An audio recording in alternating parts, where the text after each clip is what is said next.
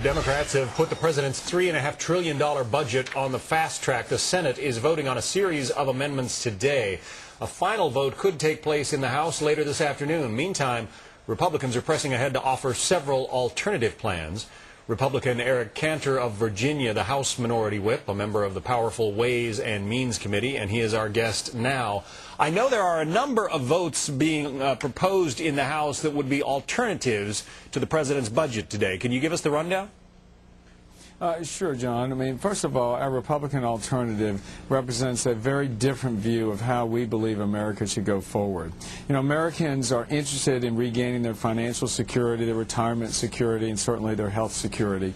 And we also, as a people, are very bent on seeking out opportunity. And what our budget does is focuses on a responsible way to try and trim the federal deficit, to try and reduce the level of debt, and let's get back to actually creating wealth. And that's what our budget plan does. We'll have an opportunity to debate that and have the vote on that.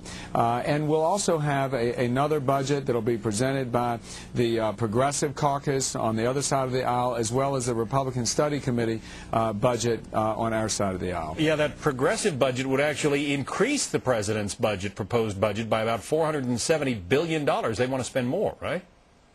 And John, here's the disconnect. I mean, while we have families out there tightening the belt, while we have small business owners not taking home paychecks, struggling to keep the lights on, much less maintain the jobs and payroll that they have, how in the world can we look to see Washington just explode in terms of government spending? We need to be focused on what the priority is, which is to get jobs going again, stave off the unemployment, create new jobs, help the job creators, which are the small business people of this country. Well, what about the president's argument that seems to be that the government, you know, shovel-ready projects and so forth, that's the way you create jobs, through a big dose of deficit spending?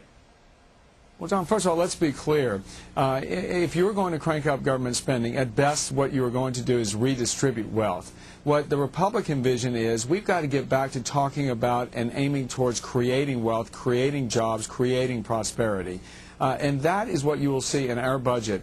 We look to try and reduce the government spending. We also understand that there is a very tough economic situation out there and people are suffering. So if there's a lack of confidence on the part of small business people and investors, we need to reinstill that confidence. And that's why we have to take the right approach. We've got to be smart about how we go about imposing, updating the regulatory structure for our capital markets so that we can return some confidence to investors and see capital go to work again.